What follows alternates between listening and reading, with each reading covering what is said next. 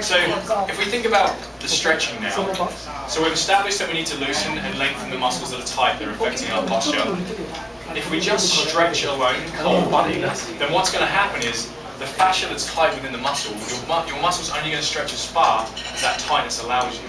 So what this will do is it helps you return to your normal length tension relation with your muscles.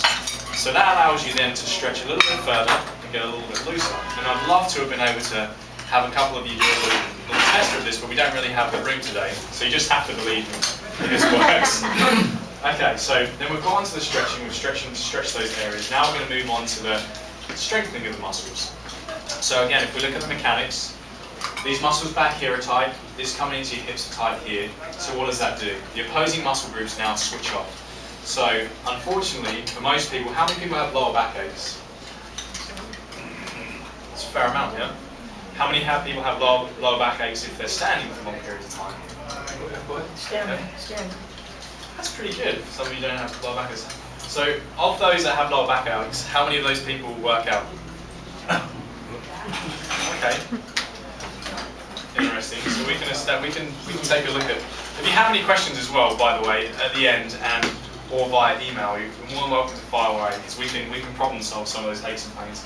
And I'm not a doctor by all means, so I don't diagnose and treat, but if there's soft tissue injuries or issues, then it can be resolved. So anyway, moving forward, so we've got muscles that are tight, muscles that are deactivated. So the most common muscle that becomes deactivated when we have lower back issues and postural issues is actually our butt muscles. So now I'm not asking you to go around all day squeezing your butt muscles, but there are exercises that we can do to help strengthen them. So if you turn past the first couple of pages, and we move past the stretches, you feel free to have a look. There's one which is called a bridge, which is you're laying on your back and you bend your legs towards your butt, you squeeze your butt and you raise. Now what that's doing is it's activating those butt muscles, it's strengthening your back and it's loosening up those tight muscles there. So that's one exercise that we can then do to help engage that area. So if you're to do that over a period of 4, 5, 6 weeks, what's going to start to happen is it's going to kind of rebalance that whole system here. So now, a better way to explain the benefits of this and the reason why you want to do this. So it doesn't matter whether you want to be walking or running, you want your body to be perfectly aligned between your ankles, knees, hips and shoulders. And that's just to eliminate the risk of injury. So